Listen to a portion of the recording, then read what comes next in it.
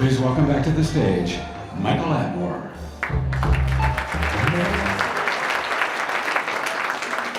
Yes. They look good, Kanye. It's also my favorite Kanye song. Last year, we debuted Shoe of the Year, and we had the great good fortune to have Stan Smith come. And for those of you that were here, it was an incredible moment. This year, I think we've topped it. There is no one that has generated the kind of excitement in this business that Mr. West has. He is a force of nature. He has combined and found the right partner. And so let me get off the stage and let him come up. But before he does, I'd like to introduce the Adidas team, Arthur Hold, John Wexler, and Rachel Muscat. Join me on the stage. Thank you.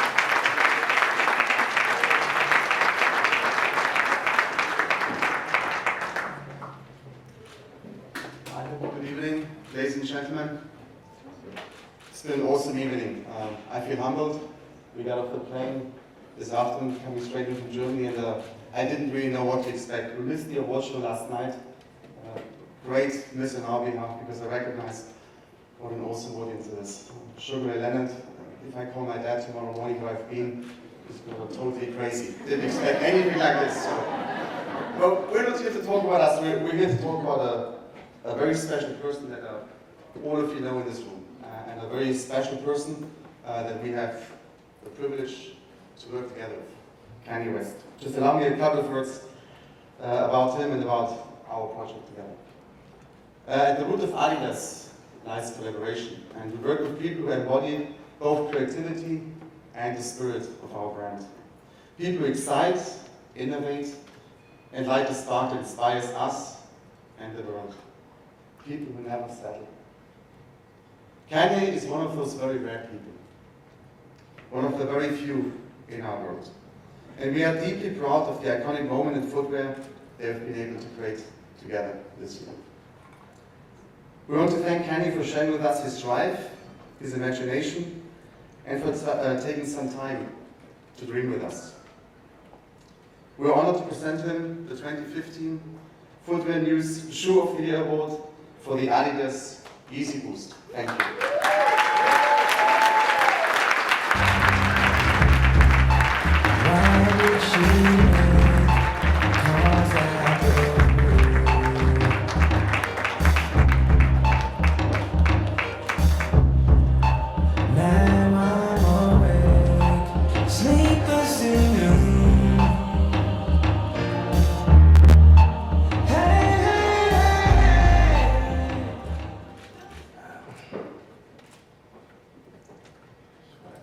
For the pictures, it's playing.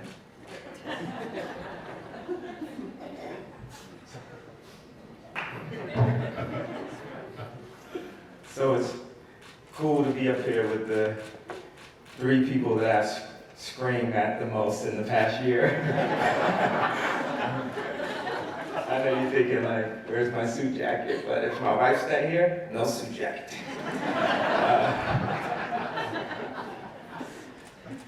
I completely, I have absolutely no plans for what I'm going to say, so this could land completely wrong. But it doesn't really fucking matter, does it? If you don't like 10-minute profanity-written speeches that end with a presidential bid, you can go to the bathroom.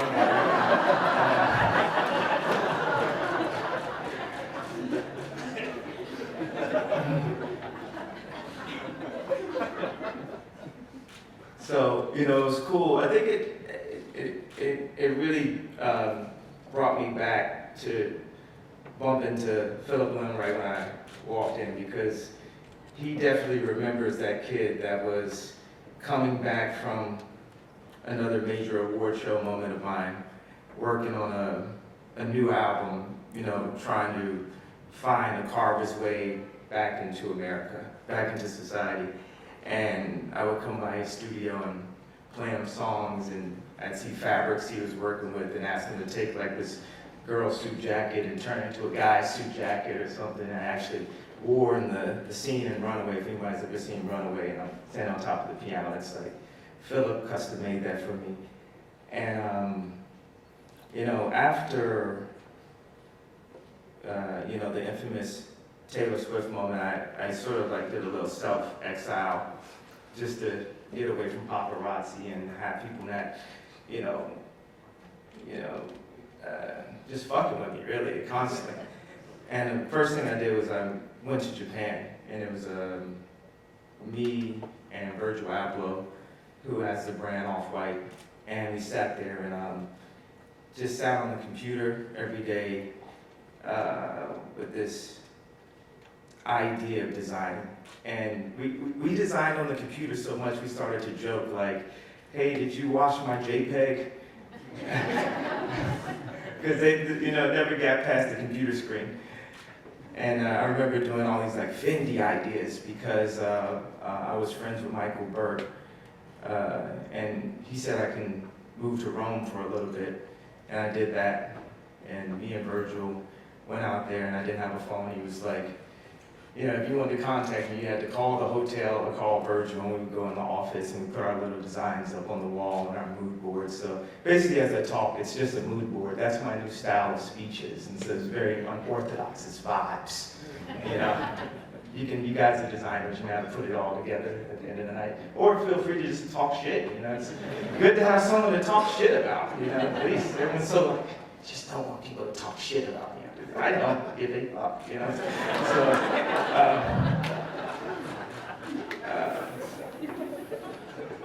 So we were there at Fendi, and we were like putting together our ideas, and I didn't realize right before that, they had taken Sylvia off of Men's, and then they went and hired out like one of those licensing type pirate companies or something that just throws the F's on the back of the jeans. And I'm over there trying to give these guys like what I consider to be real ideas and forward ideas.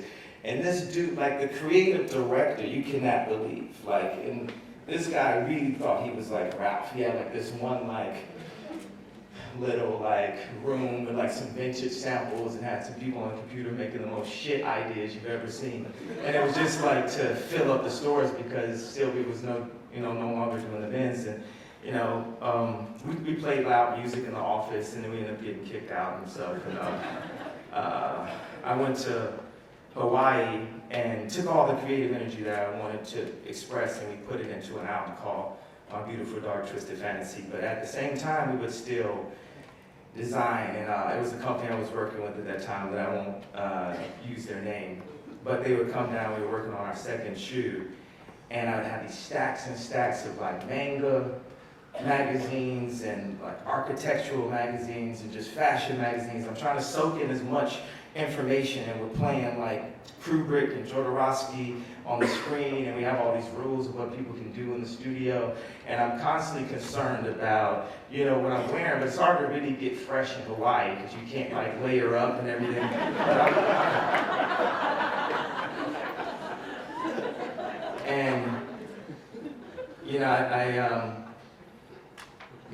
We end up dropping Dark Fantasy, and me and Jay-Z come up with this idea to do a mixtape, and that turns into a group album, which ended up being Watch the Throne, and I remember, always going back to the fashion shows, and it was because, not because I wanted to be seen in some really expensive rapper jacket that I had just bought, it was because I cared so much about seeing the artists express themselves to the maximum, seeing their complete vision. If it's 60 looks, if it's 80 looks, I want to be at that show. I was at that McQueen show that he dedicated to his muse that had the wings and everything. I snuck in, they wouldn't let me in because I was a celebrity. And he was kind of disappointed when he saw me, I thought I said no celebrities. He still had the conversation with me. And I remember Jay-Z texted me and said, "Get off the runway." It's kind of rude and stuff, because we had the album to finish. And so I was like, I'm not leaving. Leo said, "I'm not fucking leaving."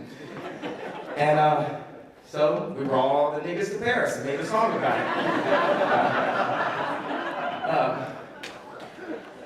And people would always, they'd say, why do you love fashion so much? Why don't you love music? And one of my best songs came from the pursuit of another creative, another art form. I know you guys say like you're a celebrity branded, like this guy is like breaking the internet and it's happening, it's just like one moment. And I think about that all the time. I think the only thing is to combat that with really good designs, with really honest heart and, you know, forward thoughts. And I made a decision in art school after like really falling in love with this Mobb Deep album that I would pursue sonics as my first form of art school for my time here on Earth, and then I would pursue other forms of art. So when we would hold with Nick, who's out in China right now working on the next pieces, Nick and Jeff, and Nick Galloway is like the #1 designer.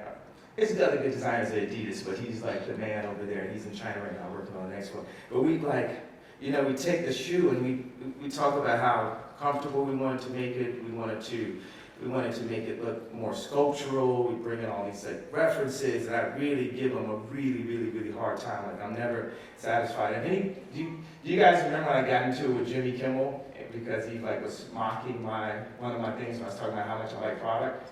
I was really serious about that. I'm not turning into a nice guy about that. I care about product. I don't care if I got a kid, a wife, I'm hitting hills with the picket fence.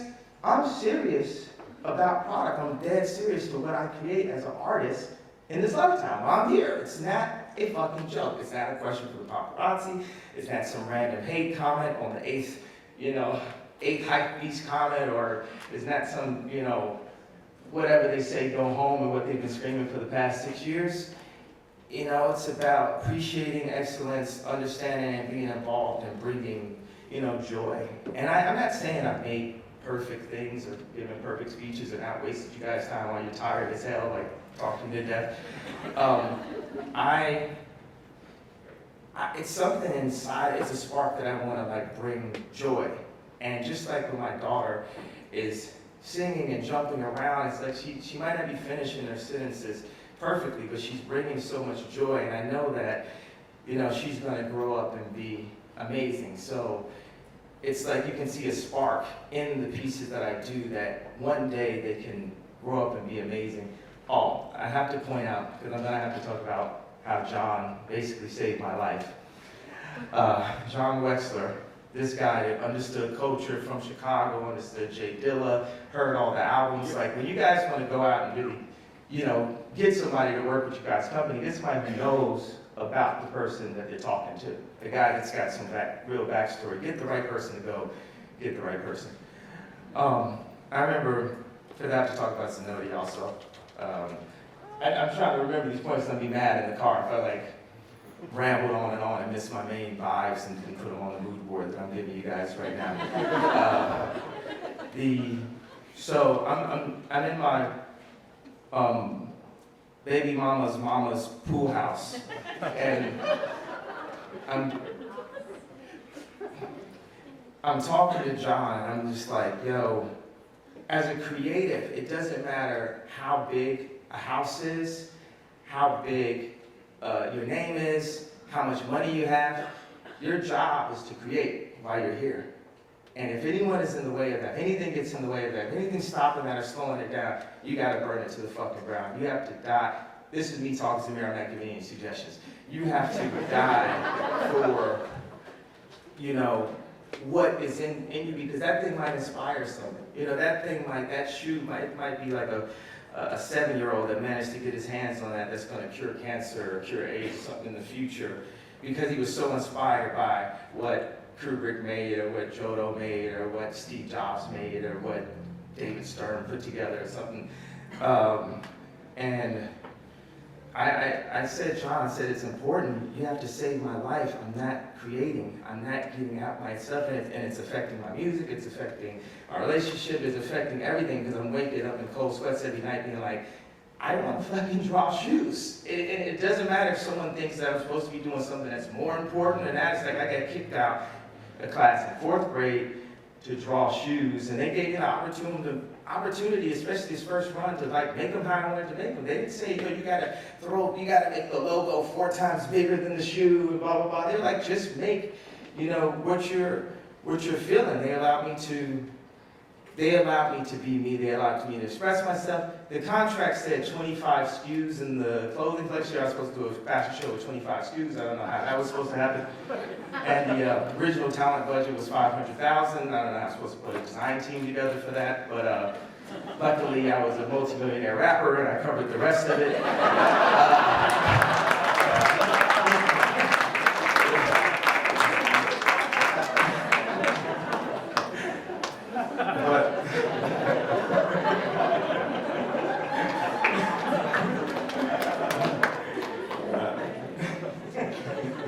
Hooked you guys up, you know.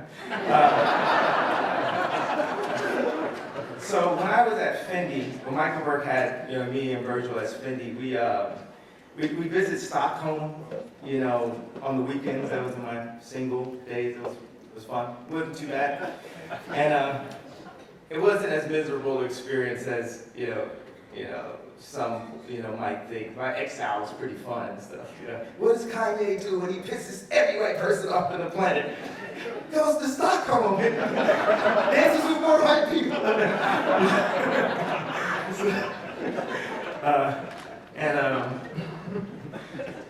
So Zanotti had come to a concert of mine that I did for G-Shock, and Giuseppe Zanotti, he was really into it. He started listening to the music, and I came by his office, the one that's down here, and we vibed out, and he really he likes to embrace artists and creative people, and he let me stay at his castle, as he would put it, if you want to drive to the castle. And he let me learn, do you know how much fucking money I wasted of his doing sample after sample, learning how to put shoes together right there in that Zanotti factory, boot after shoe, any and every idea I could possibly do. We even did a bag. I had a snakeskin bag I used to walk around with, you remember that bag? It's Zanotti made the bag. Made some cool bags, but he let me just do everything I could think of, including the Bone Beat shoes that were in my first amazingly slammed to death first fashion show in Paris and stuff. And there was one item that came out. It was the Bone Beat shoes. They cost $6,000 and they sold out. But when I saw the name Kanye West on a high heel, I knew a piece of that wall, that ceiling, that invisible glass was broken, because everyone, what do you mean a rapper? What are you talking about? You can't make a high heel. That $6,000 shoe sold out. And me and Zanotti have been really good friends, but he was very crucial to my creative process to develop my ideas. Also, Louis Vuitton, that allowed me to do that one collaboration. And it's me with the 25 SKUs. I'll take a collaboration to a fashion show with everybody on the front row and all that. And company in between I won't mention, and stuff that I've been very, angry with in the past. But also they really were helpful to helping launch the name Yeezy as a shoe name, because now if you see, it's a serious contender in the shoe market. People compare it to brand Jordan. It says it has that potential to be something, and I'm not. I'm waiting on my son to arrive any day now, and I look at my daughter, and I look at my wife, and she's rich, and I'm not. I'm not planning on being broke.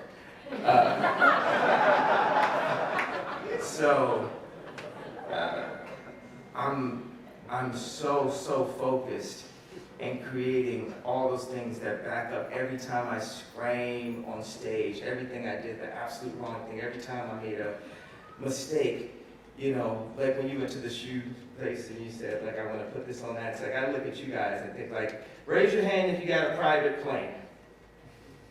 Don't be embarrassed. There's definitely some people with some private planes tonight. I know that's not the thing about,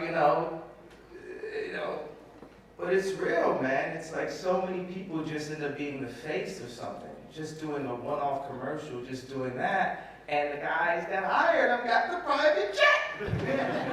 And I want to be one of those guys. I'm going to be one of those guys. At that point, I can do more. At that point, I can then go and this is probably going to go all downhill from here. I think the plane, I'll land it like that. But it's very serious. We're here to make amazing product that we love that also sells, that makes money. We really like nice things. Everyone likes nice things in here. I love nice. I want a house equal or better than Calvin Klein's house in the Hamptons. So he bleached to generate chairs. He's got the clean windows and stuff, shower sheet. I want that thing. I don't know how to turn this into something that's helpful and impressive. Gabe, my publicist here, clean this up, right, when I get off stage.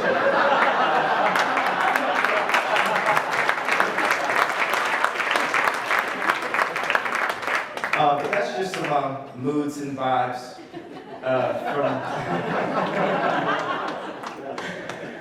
But nonetheless, the ability to know, that I can create more and more and more and more while I'm here in this time, and not to be held into one discipline, and to open up these disciplines and have the same people that kind of walked and looked at you while you're eating at the Mercer and said, this guy trying with fashion again, and then look up and it's like, oh yeah, sold out at parties now. And I'm not trying to rub it in anybody's face, yes, I fucking am.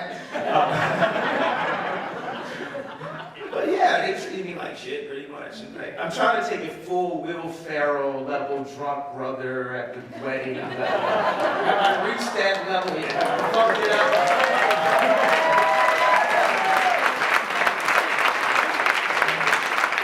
Good. Here we're fucking everything up. And author Rachel, amazing partners, and Adidas, amazing.